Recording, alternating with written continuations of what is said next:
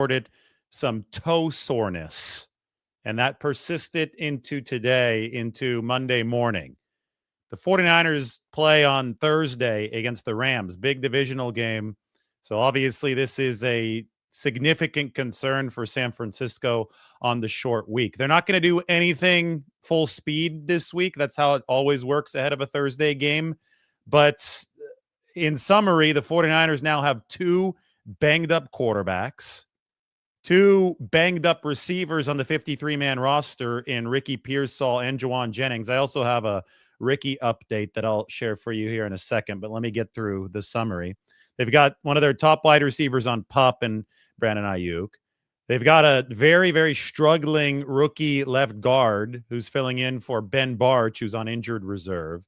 They're missing all-world players in George Kittle and Nick Bosa, and George is not eligible to return yet this week, and they do have that short week against the Rams. So the 49ers are in a really tough spot. I think the Rams right now, well, yesterday they were 3.5-point favorites. I'm sure that might grow over the course of the next couple days.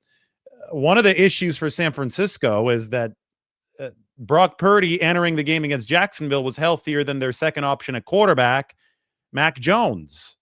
So we'll see what the quarterback pecking order ends up being based on health this week. We could say that you need two. I'm almost at the point of saying that you need three quarterbacks to get through the grind that the 49ers are suffering through right now. Anyway, we're going to zoom out to big picture in a second. I want to also give you the update on Ricky Pearsall. Kyle Shanahan said that the 49ers need to more thoroughly evaluate Pearsall's knee today, but the guess is that it's a minor PCL. That's what Kyle Shanahan said, because Pearsall hit his knee hard on the turf yesterday when he tried to get both toes in bounds. That was almost a sensational play. I actually was surprised that the TV, at least the TV broadcast, didn't look a little more closely at it. It was really close to being a catch, but Pearsall then banged his knee hard into the ground, tried to come back in for one play, said that he felt some instability. And when he used the word instability in the locker room yesterday, I think that there was significant concern. Anytime you hear that regarding the knee, especially given all that the 49ers have been through, that's one of those red flag words, right? But Kyle Shanahan said that the 49ers aren't overly concerned. They think that it's just going to be a PCL, a minor PCL. Still, that does threaten Ricky Pearsall's availability for Thursday. Juwan Jennings took a huge shot to the ribs yesterday from Andrew Wingard, the safety for Jacksonville, on the 2-point conversion, one of the costliest 2-point conversions you'll ever see. And Juwan was down for a bit. He toughed it out. He got back into the game. He made a sensational catch on one of the higher throws from Brock Purdy. But you also have to wonder about his ability to play on Thursday. So, I mean, we should actually get the 49ers depth chart out now just to quantify the type of shape that this team is in right now. It's a rather unfortunate situation for San Francisco. You know, I predicted the 49ers would start this season 3-3. It's a really good thing they were able to stash those 3 wins, money in the bank, against Seattle, New Orleans, and Arizona.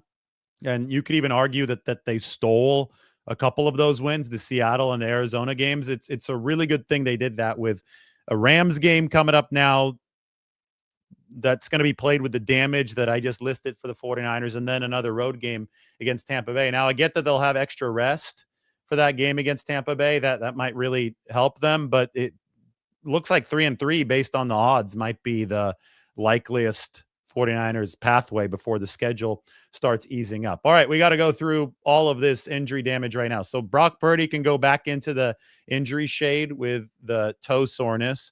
Ricky Pearsall, definitely injury shade now, since they're talking about a potential PCL for Ricky Pearsall. And I would say Juwan Jennings, since he's dealing with the ankle, since he's dealing with the ribs, that's an injury situation for San Francisco also. So offensively, and Mac Jones too. I mean, Mac Jones was more hurt than Brock Purdy this past week. He was more limited in practice than Brock was. So offensively, both of your quarterbacks And, Adrian Martinez looms because of that. The good news on the Mac Jones front is that he was active and ready to play in case he was needed on Sunday. So if Brock can't go on Thursday, then you would assume that Mac should be healthy enough to go since he didn't do any further damage to the knee. But Adrian Martinez might have to be called up or even promoted to the 49ers 53-man roster to give them another option given the injury situation at quarterbacks 1 and 2. It looks like San Francisco is healthy at the running backs position. It's unusual to see both quarterbacks hurt, several wide receivers hurt. This doesn't even include Brandon Ayuk because he's on PUP. But everybody healthy in the running backs room. But that's what the 49ers are dealing with. If Pearsall and Jennings can't play, your wide receiver room against the Rams will be Demarcus Robinson, the former Ram, Kendrick Bourne, who dropped 3 passes yesterday, and Marquez Valdez-Scantling, who was a healthy scratch yesterday, because I don't think Jordan Watkins is going to be ready to go with the calf injury, and he's yet to deliver in the NFL as a rookie. So your wide receiver core would be down to these 3 with Russell Gage would probably be bumped up. Malik Turner might be bumped up as well. But Sky Moore would still be the returner for San Francisco. He's actually done a decent job in that role for the 49ers. And more of the pass game would continue to operate through somebody like Jake Tonjes, who had the big touchdown for San Francisco yesterday. But without George Kittle, there is a glaring hole for the 49ers in the whole pass game apparatus. And there are glaring problems for San Francisco along the left side of that offensive line. I have the graphic right here. I just watched the tape of the game, and this tracks right here. Connor Colby gave up 5 pressures on the left side. The second straight game that he's allowed 5 pressures, and that was only his second start for the 49ers. He came in with that clean sheet when he had to replace Ben Barch in week 2 against New Orleans, but the last 2 weeks, especially after the groin injury for Connor Colby, you have to wonder if he's fully healthy. He might not be fully healthy. He has allowed 10 pressures, and I think it's put a lot of strain on Trent Williams, who allowed 4. Something that's really interesting is that Trent Williams, despite allowing 4 pressures, actually graded out as the 49ers' top scoring offensive player by PFF yesterday against Jacksonville, which suggests that he's having to pick up a lot of weight for Connor Colby on that left side. And I think that the struggles are stretching for that left side into run blocking as well, where Christian McCaffrey is down at 3.3 yards per carry. The 49ers run game efficiency-wise is actually down near the bottom of the league. I mean, check this out. X-axis is drop back EPA, so pass game EPA. So you want to be further to the right. That's where the 49ers pass game is. It is above average. It's not great, but it's above average in terms of efficiency. Y-axis is the run game, and the 49ers, only the Raiders and the Bears are worse at running the football, and the Patriots. They're down here. The Patriots, well, that's interesting. Good pass, really bad run. You don't normally see a team in the very bottom right, but the 49ers aren't much better, or aren't better than much of the league here in terms of running the football. And a lot of it, I think, has to do with some of the blocking issues up front. Obviously, I've been talking about the lack of explosive plays, which 49ers started to correct yesterday, but so much else went wrong that I don't think it's really going to have a domino effect. So they're still facing a lot of defenses that are taking away the run, and no George Kittle. I mean, he's a cheat code, right? And without him threatening to block or threatening to go out for a pass pattern, it is really, really tough sledding for San Francisco. So that's where they're at right now. As far as Purdy goes, obviously he wasn't at his most accurate yesterday. I think that's been really well documented, really well established. He also gutted through that return and delivered several very good throws. The very key scramble that I remembered there at the end of the second quarter, he fought. He wasn't perfect by any stretch, but he fought. Kind of like Mac Jones fought the week before, and the 49ers were able to get the win over the Cardinals. In the big picture, I mean, the 49ers are in a dogfight now, right? They're trying to stay afloat. Thankfully, they were able to stash those 3 wins to begin the regular season. If they go 1-2 over those first 3 games, they're in massive trouble right now, because then they'd be at 1-3 right now, staring down the barrel of a trip to LA, SoFi for the Rams, and then a trip across country to Tampa Bay. So the 49ers are not in all-out crisis mode now. That they're going to stay afloat even with losses in the next 2 games. They'll still be 3-3 with what should be a relatively manageable schedule after that. But this is the NFL, and every single week counts, and they blew an opportunity yesterday to make it 4-0, and it'd be a lot more palatable to be dealing with this injury situation entering LA at 4-0 than 3-1. So obviously some disappointment coming from the 49ers building, given the fact that they literally let that game drop through their fingertips, both in terms of not being able to catch the ball offensively, fumbling the ball offensively with Luke Farrell. There was the bad Brock Purdy interception, and also, of course, the just horrendous special teams. The final special teams numbers, by the way, are in. The 49ers gave up 5 expected points on special teams. I thought it was going to be a little bit worse. They gave up 10 or 11 expected points on special teams against Seattle in week 1. But the reason that it wasn't worse is because we saw Cam Little miss a field goal for Jacksonville that could have really gone far towards sealing this game.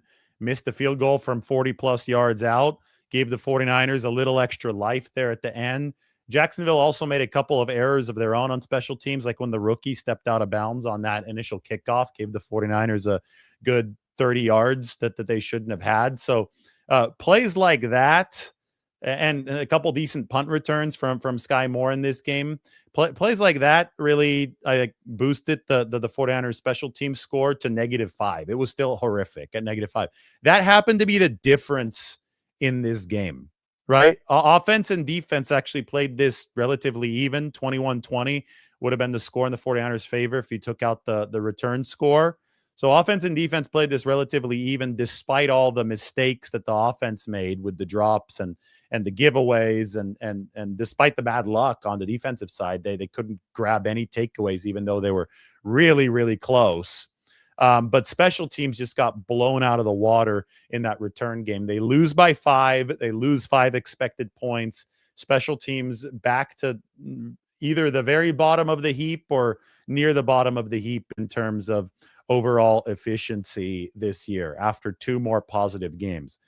The 49ers right now, let me see where they're at as far as underdog status against the Rams, because they're going to have to scrap and claw and fight and find a way to get a couple of, in hockey, they say a couple dirty goals. 49ers are going to need, I think, a little bit of Thursday night weirdness to fall in their favor against the Rams, because LA is much healthier at this point. LA is coming off of I thought, a really powerful performance against the Colts, who were previously unbeaten. The Rams were balanced offensively. They took care of the ball offensively. Puka Nacua just went off for 170 receiving yards. Cameron Curl, the Rams safety, had a couple interceptions. And, finally, Daniel Jones in that hot start was quieted down. I mean, you go back to the efficiency chart so far through the first month. The Colts are up here. The Rams, another upper right team. The Rams were able to beat a team. Well, this is just passing and rushing efficiency. Sorry, but I'll show you the full efficiency chart in a bit. I got to get that open on Ben Baldwin's site. But when it came to offensive efficiency, the Rams were able to hold this Colts team to 20 points. So the good defensive performance helped along by their offense, which was able to really control the football impressively. When you look at this next week, the 49ers, let's go here, week 5. The Rams are now 5.5-point favorites. It's grown from 3.5 to 5.5 with the Purdy uncertainty for San Francisco. Brock, Kyle said today that, anytime there's soreness on a Monday, if it's a Sunday game, you say, okay, let's see how this develops over the course of Wednesday and Thursday. The problem this week is that the game is on Thursday. And Mac Jones probably, I would say probably healthier than Purdy at this point. If Purdy's complaining about soreness and Jones was active on Sunday, I'm guessing Jones didn't aggravate the soreness by standing on the sideline. This is going to be up in the air probably up until the game on Thursday, if I'm reading the room right. And Ricky Pearsall that too, it's one of those where they're saying it's minor, but yeah, okay, sure. You could say it's minor and you can do treatment over the course of the week. And if it's a Sunday game, maybe he gets out to practice on Thursday or Friday, and then he could play on Sunday, even if it's a limited load. But again, instead of Thursday practice this week, you've got a game. You're flying on Wednesday down to LA. So this really might be a code red situation for the 49ers without Purdy, without Pearsall and Mac Jones, Demarcus Robinson, Jawan Jennings beaten up as well. So Mac Jones, Demarcus Robinson, Kendrick Bourne, Marquez Valdez-Scantling game, which would be another heavy usage Christian McCaffrey game. I mean, if you're down that many receivers as the 49ers coming Thursday, if you are down both Pearsall and Jennings, given the fact that Christian McCaffrey has actually been so effective as a receiver. I know he wasn't able to bring in that one pass yesterday that turned into a pick, but he has been prolific as a wideout.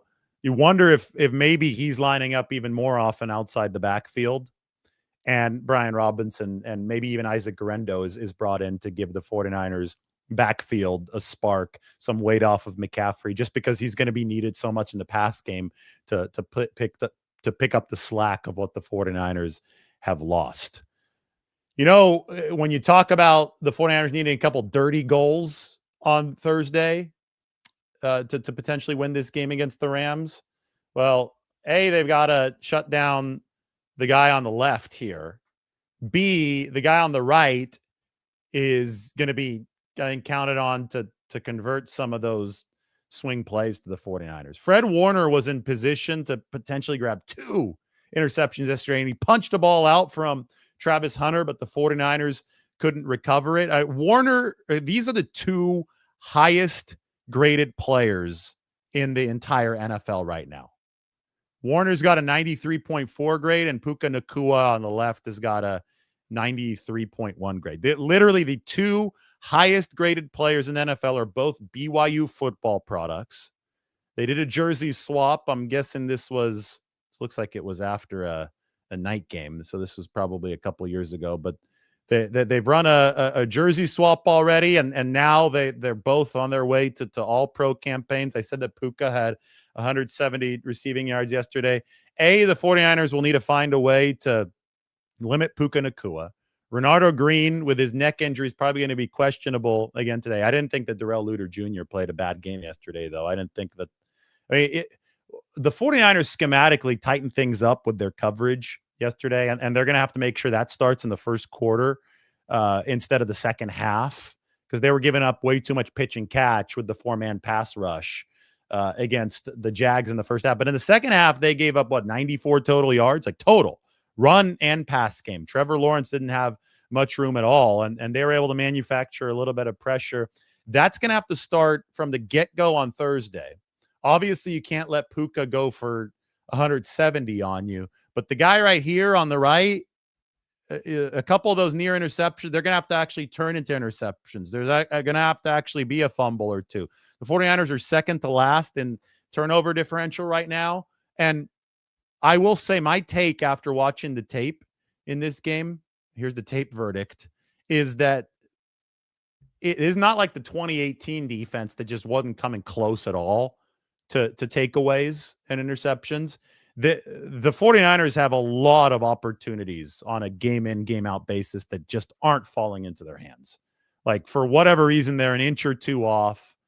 The game yesterday, obviously, Upton Stout had the pick that was nullified. Fred Warner almost had 2. D. Winters almost had 1.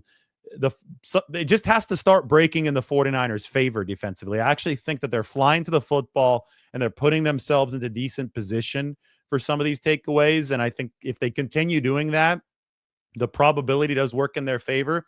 You guys remember the game against the Rams last year, the Thursday night game? Stafford had 3 turnover-worthy throws in that game in the first half. Stafford was putting the ball into harm's way. I think Hufanga dropped the pick. Warner might have been really close to one. I forgot exactly. Maybe Greenlaw was even close to one. That was the game that he did play for the 49ers, the 30 snaps they got out of Dre Greenlaw in 2024. But they bailed Stafford out by not actually securing the football.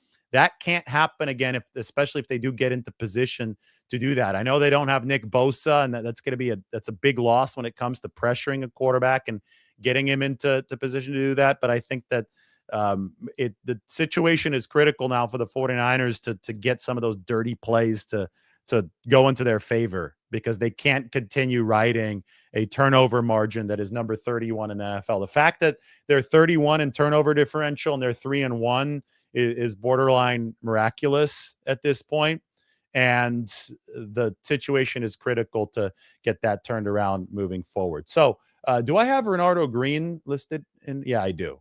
If we go back to the injury page, Renardo is listed as injured. I think CJ West might be back this week, so he would take Jordan Jefferson's spot. He's coming off of the thumb surgery, but he should be able to wear a cast. They weren't sure about him on a quick turnaround for Sunday, but I think it's much more likely that he is able to go on Thursday. He'll be over a week removed from the thumb injury. We'll hear more on Ricky Pearsall at the latest tomorrow. We'll also get an update on Brock Purdy tomorrow, but as we know, it is soreness coming off of the game. 49ers are concerned about it, and they're going to have to grit their teeth and gut this out. I mean, both the players and the coaching staff, nobody's sleeping on that coaching staff this week. Kyle Shanahan's got the couch in his office. He's probably going to stay overnight there. It's a quick turnaround to grind tape on a Rams team that is playing really, really good football. The only Rams loss, right, so far this year came in Philadelphia with due to special teams, a blocked kick at the very end returned for a touchdown by Jordan Davis. And we know that the Eagles are one of the NFL's unbeatens. So it was literally a block kick that determined which one of those two teams would be undefeated. I think it was literally a punt return that the 49ers gave up for a touchdown yesterday that has kept them out of the undefeated club. But the Rams are just in much, much better health position out of these two 3-1 teams entering this Thursday night game at SoFi. I think the 49ers, if they had George Kittle, and they won't because he's got to be on injured reserve for at least 4 games. But if they had George Kittle, then they could think a little bit more about hammering that run game. I think without him and with Connor Colby having to play that left guard position, obviously looking out of sorts for the 49ers, but without that sixth blocker that's so important, with the receivers not blocking particularly well for the 49ers right now. I mean, that's been a drawback of Ricky Pearsall this year. He's been awesome catching the ball, has not graded out well as a run blocker. Without that firing on all cylinders, they have to be absolutely perfect when it comes to staying on schedule. And they were fine with that for about a drive and a half yesterday. And then Luke Farrell fumbled the football. You've got to have a lead or the game has to be tied. You know, you have to be in decent control on the scoreboard. You have to be playing the game downhill. You have to be staying out of holding penalties, staying out of procedure penalties so that you're not facing 2nd and 12, 3rd and 15, plays like that. And then you've got leverage to run or pass, and everything has to be lined up perfectly because the personnel you have out there right now is not ideal run blocking personnel. And defenses, I think, can recognize the limitations in the receiver room as well, and they could play you to make life really, really difficult. And unless you can force them to be ready for some balance, which the 49ers generally haven't been able to do, given the quarterback injuries, given the limit to their explosiveness. And obviously yesterday they struggled on the run game after Farrell fumbled, after the first interception off of McCaffrey's hands. Then they're down 14-3. Then they're not playing this game on schedule. Then the whole domino effect works in the opposite direction that you want it to work. We talk so much about complementary football. The 49ers, on many occasions yesterday, did the reverse complementary formula. The first one was when Luke Farrell fumbled, and then on the very next play, the defense gave up a 60-yard touchdown to Travis Etienne Jr. Then you had the Kendrick Bourne drop. The very next play was a punt that was returned by Parker Harrison for 87 yards. The phases were complementarily failing each other for San Francisco yesterday instead of benefiting each other the way that they need them to. So it's going to be really hard to get them on the right track given the shortages that they might face this week against the Rams. But a good start would be to hang on to the football and try to force a couple turnovers and make this one interesting on Thursday. I just think that at where the 49ers are at right now, it's going to be really tough to pick them to win on Thursday. It's not going to be the end of the world if they lose, that we're still in week 5. You look at the bigger picture, they need to weather this early storm. This is the only choice that they have. Steal a win in the next 2 if they can. Even if they don't, they're going to be 3-3 coming home Sunday Night Football against Atlanta. You hope that you're healthier at that point. By the way, Malik Mustafa's practice window should open after, or might open after week 6, according to Kyle Shanahan. So he seems to be right on a track, right around the time that we were expecting to be ready. I think that Brandon Ayuk is going to have a target date set fairly soon for the 49ers. So maybe that comes a little bit later. The problem right now for San Francisco is that even as we start to get news on guys potentially returning, other guys are getting hurt. And so it's creating this effect where they're walking on a treadmill. They're not making much progress. So that they have to continue straining through it. That this is a very tough marathon. This is a very tough league, and they have to hope that fortune turns for the better, and that even if they are 3-3 after the next 2 weeks, that they can start attacking the softer underbelly of this schedule with generally improving health. And you stick with it. And I think I predicted 3-3 to begin and 11-6 to end the season, which would mean that the 49ers finish 8-3 over their final 11 games. But the next 2 are obviously going to be more difficult. I would actually expect them to be underdogs over the course of the next 2 games, obviously against the Rams and then probably against Tampa Bay as well.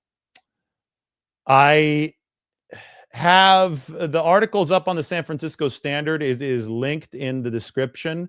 I would like to get the team tier chart out for you. That's on Ben Baldwin's website, so we can start to preview this game against the Rams. So I'm opening that up as we speak. Let's see where the 49ers and the Rams both stand after exactly a month. You know, the 49ers, and this makes sense, and this is not going to include special teams, which is obviously such a huge component of the 49ers failing yesterday, probably the top component if you just look at margin of that game. Offense is on the x-axis, defense is on the y-axis. The 49ers can just get special teams to play to a draw. So far, they've been a slightly above average defense and about an average offense, efficiency-wise. They haven't been far away from where the Eagles and the Bucks are. Now, the Rams, they've really started to separate themselves from a lot of the pack. The Rams are a full tier ahead of San Francisco. The Rams have had special teams issues of their own, nowhere on the 49ers level, but you could see them emerging as a true upper right team. The goal for the 49ers remains the same. They want to return players offensively. They need to get healthy. There's no way to sugarcoat that. It needs to happen at some point for this team to have a legitimate shot. They need to be moved further to the right as this offense starts clicking, and they would like to keep the defense in a similar spot. I think that the one piece of salvaging news coming out of that loss yesterday was the fact that the 49ers were able to turn up the defensive performance in the second half of that game. They gave up 6.8 yards per play in the first half, 234 yards, I think, in the first half. So they're on pace to give up nearly 500 yards of total offense in that game. But in the second half, they gave up only 94 on 3.2 yards per play.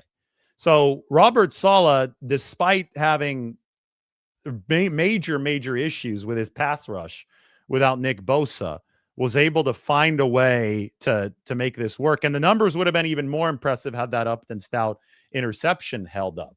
I think you absolutely have to factor that in when you're evaluating how this defense did.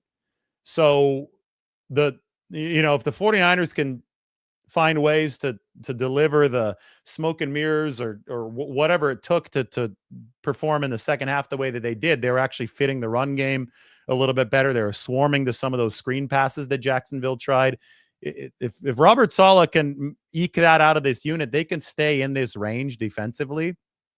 I think that's something that we learned yesterday. Now it's going to be a whole different test on a short week against Matthew Stafford and the Rams. But if they can find a way to maintain this vicinity on the y-axis, then the ball is in the offense's court to move to the right. I just don't know if they can do it at this level of health. Down 2 quarterbacks or beaten up at 2 quarterback spots, beaten up at 2 wide receiver spots. Ayuk still on PUP. I mean, it is a lot to overcome, especially with the offensive line not at a 5-starter caliber level right now, with Connor Colby struggling at that left guard position. So tough sledding coming up for the 49ers. And these seasons are brutal. These seasons, I know that the 49ers went through the absolute ringer in 2024. I don't think that their situation is quite at the level of 2024 yet, where it seemed that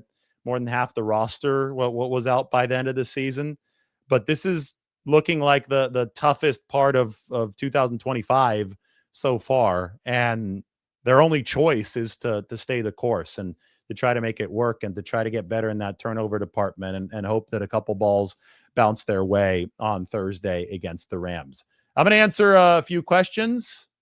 And if Mike has anything for me, we'll put it up on the screen. Mike, you could feed me some good charts if we have any of them. I mean, this to me, it was the biggest discrepancy on the offense-defense part of the game yesterday. I mean, we can talk all we want about special teams, but when you're allowing all this pressure, as the 49ers were, and you're only generating 4 pressures from your defensive line on the other side of the ball, 16 generated by Jacksonville total, a lot against the left side against Connor Colby. Crazy stat is that Trent Williams was actually the 49ers top graded offensive lineman or offensive player period yesterday, but he allowed the 4 pressures. It leads you to believe that part of the problem for San Francisco, a big part of the Trent Williams problem, was that he's having to make up and pick up slack for Connor Colby because they play next to each other on the left side. Ben Bartch is going to miss at least 2 more games. I don't want to pile on Connor Colby all too much because this is a rookie forced into action earlier than anticipated. And he also suffered a groin injury 2 days before his first career start. And I think both of those things have contributed to allowing 10 pressures over the course of his first 2 starts. Bartch was playing well before he got hurt, but that left side was having all kinds of problems against that Jacksonville pass rush yesterday, all kinds of problems in the run game. In a typical world, the 49ers had been so strong running to the left because you had a setup on that side with the starting veteran guard. They used to have Aaron Banks in the run game next to Trent Williams. And then George Kittle would be able to combo block with Trent Williams, and it would be one of the most lethal dual forces in the league. They don't have Kittle. Jake Tonjes is, I think, playing out of his mind as a receiver right now. He's making a lot of great plays, but he is more of a receiver than a blocker. Luke Farrell doesn't bring the same receiving threat, not nearly as close as George Kittle. So they don't have defenses on their heels at all in the run game. And they don't have Kittle's all-world blocking ability. They might still have Trent Williams. I mean, even if he hasn't slowed down, Williams does not have Kittle to his left, and he doesn't have a veteran to his right, whether it be Banks or Bartch. He has Connor Colby to his right, and I think that's created a lot of issues for San Francisco that make them, again, being on schedule is of paramount importance. And they were running the ball fine for the first drive and a half, and then they fell behind schedule when Farrell fumbled. You can't blink. You're not going to be able to dig yourself out of the hole if you're the 49ers right now, run game wise, if you blink with giveaways, because you don't have the personnel to do that right now. You don't have the blocking apparatus to do that. Defenses are going to be able to tee off if they're working with leads. Once it was 14-3 and the 49ers had to work in 2-minute mode at the end of the first half, it totally changed the complexion of the game, and they weren't able to demonstrate the kind of balance that they needed to demonstrate. I think it's really as simple as that. You have to take care of the football and try to play these games on a downhill slope. Any questions right now? Jake Tonjes, I think he is looking good. And I mean, he's been a godsend to this receiving game for the 49ers. I mean, when you're injured so many receivers and been down George Kittle as well, somebody needs to pick up the slack. And Ton just caught the screen, ran in for the touchdown yesterday. One of Purdy's best throws yesterday was when he found Tonjes over the middle, running a little bit of that skinny post over the middle, layered throw from Brock Purdy. I mean, that's one thing there needs to be more nuance in these discussions. Yeah, I get it that everybody needs their clicks because their show isn't getting enough views or whatever. And you got to just force some kind of crazy Brock Purdy take into everything. And you want some kind of one size fits all analysis of the game where you could just blame one player. It wasn't nearly that simple for the 49ers yesterday.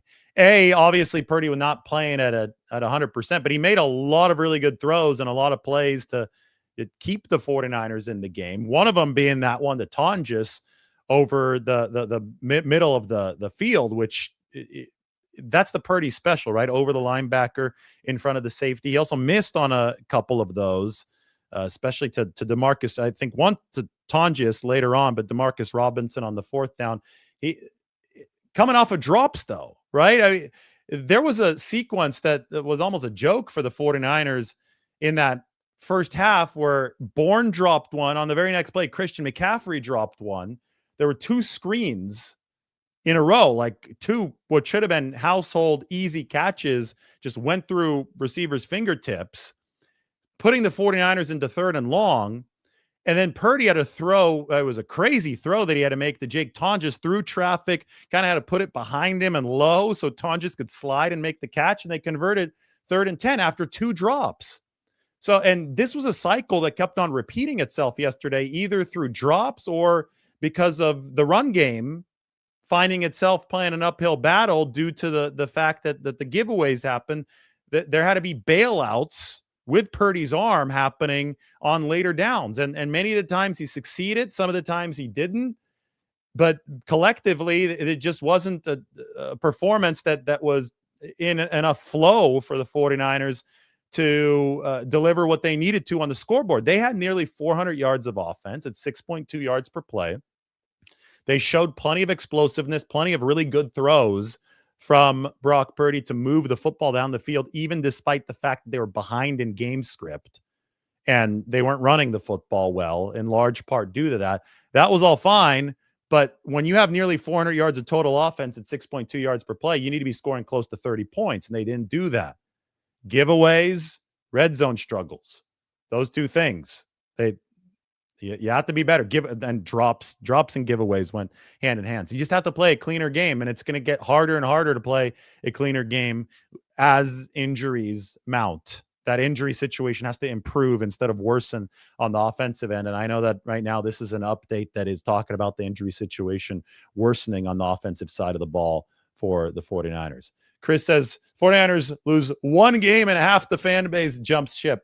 If you weren't ready for a 3-3 start, I don't think you were accurately following the 49ers. Like the 3-3 seemed likely over the first 6 games entering the season. They went up to Seattle. They stole a game.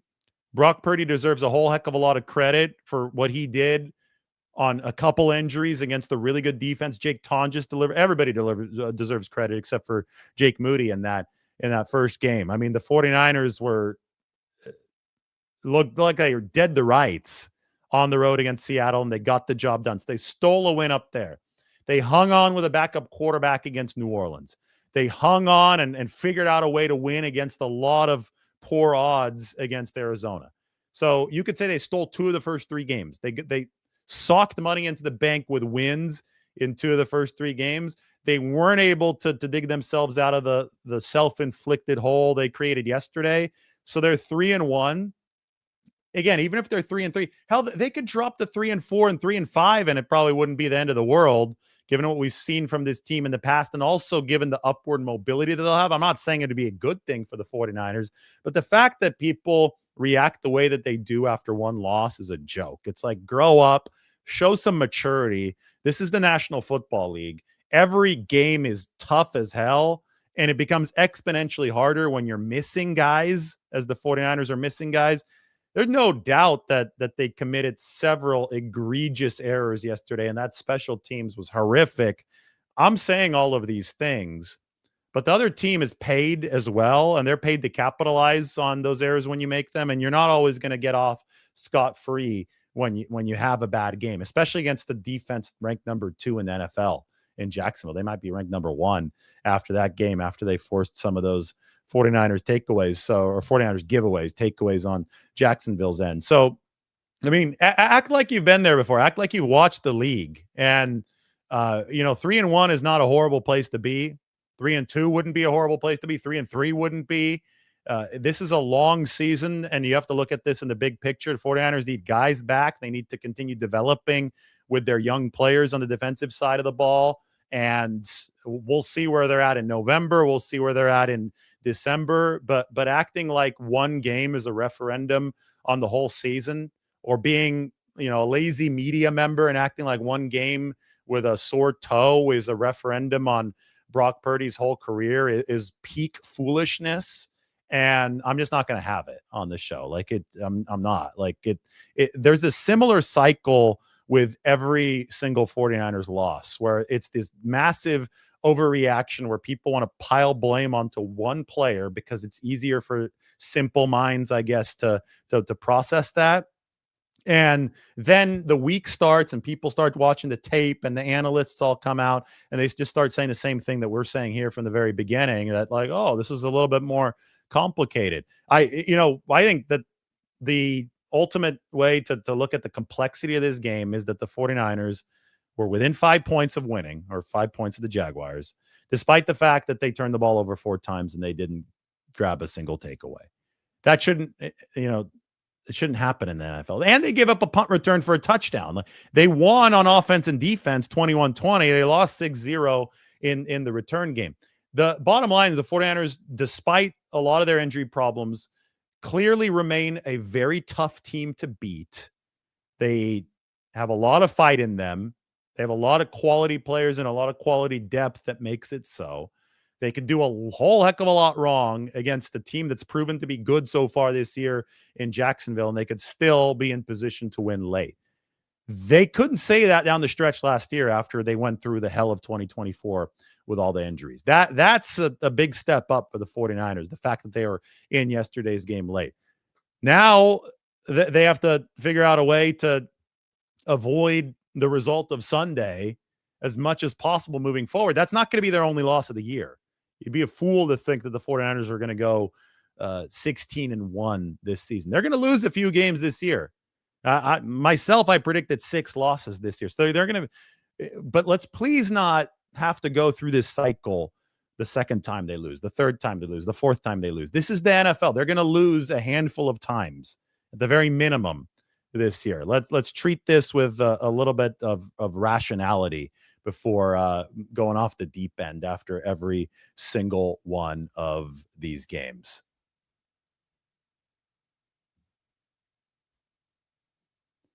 How can you say that the Jags defense is not elite when they literally rank number 2 entering this game? See, facts matter. That's the thing. Facts matter. Right now, the NFL defenses are ranked number 1 Minnesota, number 2 Jacksonville, number 3 Chargers, number 4 Rams, number 5 Denver. So the 49ers just faced the number 2 defense. They get to face the number 4 defense by EPA. Seattle's in the top 8. 49ers face them in week 1. So, I mean, you type stuff like this, you're like, oh, they're not elite. By what measure are they not elite? They're number 2 in the NFL right now. They got one of the best pass rushes in the NFL. They lead the league in takeaways. They led in takeaways even before facing the 49ers with all the interceptions that they had put up on the board. So every indication suggests that Jacksonville knows what they're doing defensively. And yesterday, the 49ers did rack up nearly 400 yards against them, but they weren't able to win at some of those crucial junctures. And a lot of the credit in that situation does have to go to Jacksonville for putting pressure on the 49ers. And a lot of the blame can also go on the 49ers for not being able to hold on to the football. It's as simple as that.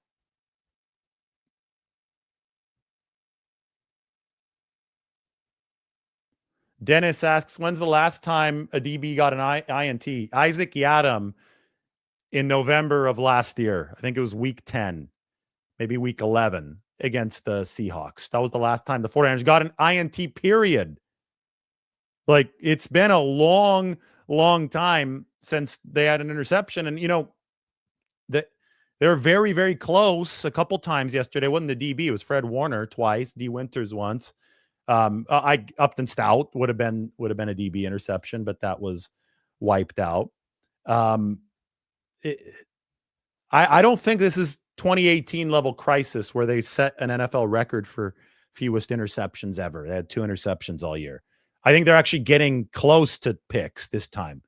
The ball hasn't really bounced their way in that way, I think, yet. I think that they'll have more chances. Stafford usually gives them a couple of chances. I think they should have an opportunity or two on Thursday. They've got to convert it. Their offense needs it right now. Their offense is leaking oil with these injuries. And the defense is going to have to give the offense the football a couple times, the way that the Jacksonville defense gave the 49ers offense the football.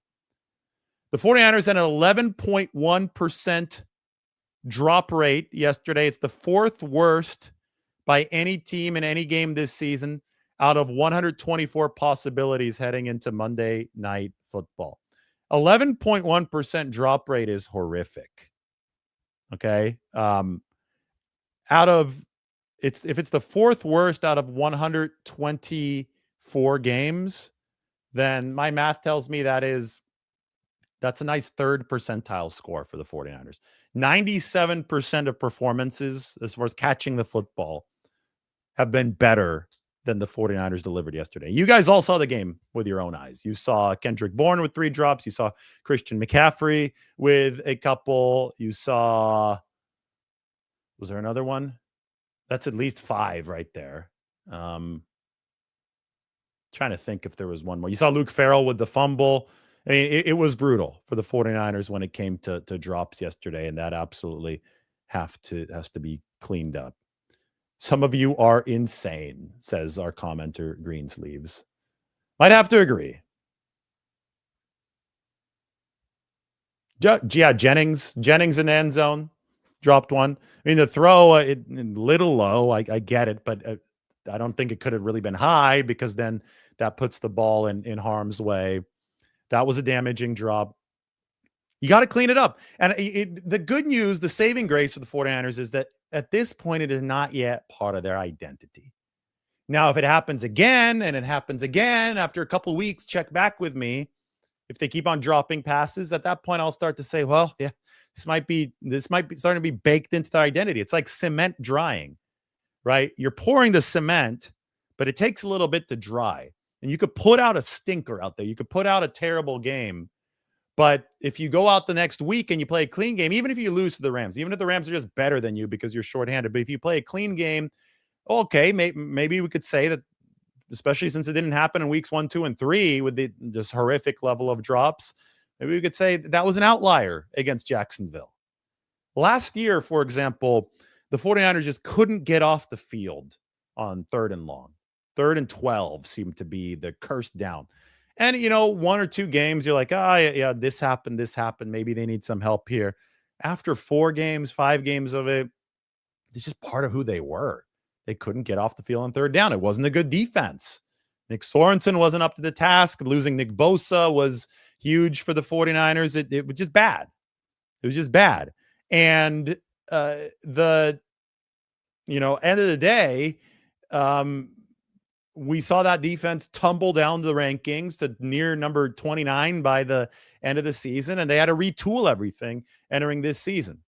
I don't think that the drop issue is at the level of the 49ers defensive struggles as part of the 49ers identity yet.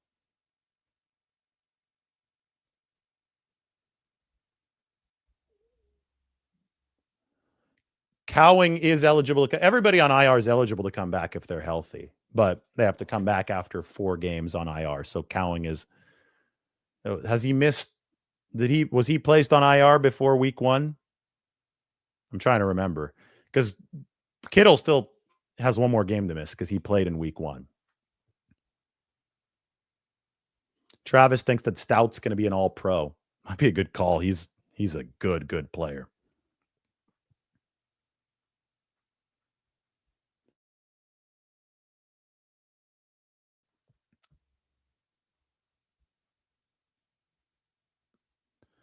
Well, if Cowling was put there at the start of the season, he could be activated if he's healthy now, if the 49ers need another wide receiver out there. All right, Ricky Pearsall just posted on Instagram. Hard to tell if it's something connected to his potential injury status. Once I find out more later today, tomorrow, we're going to have another show today. I'll get that prepped for you. Monday Night Football's got a doubleheader tonight. Your update for today, Brock Purdy. Kyle Shanahan had a phone call yesterday. Purdy reported some toe soreness at night, persisted into today. Probably going to be questionable this week based on what Kyle Shanahan said. Pearsall, minor PCL is what the 49ers are guessing. Since it's a Thursday game, that's also potentially troublesome. 49ers are in a rough spot right now. They've got to keep on fighting. Reinforcements getting closer and closer, but they also need to stop the injury bleeding because can't be on that treadmill. Seems like they're stuck on a bit of a treadmill right now. Malik Mustafa might be back after week 6, at least to practice for the 49ers. And maybe Brandon Ayuk is a few weeks behind him. But we'll get all those updates in as they come. Everybody, thanks for watching. We will talk to you very soon.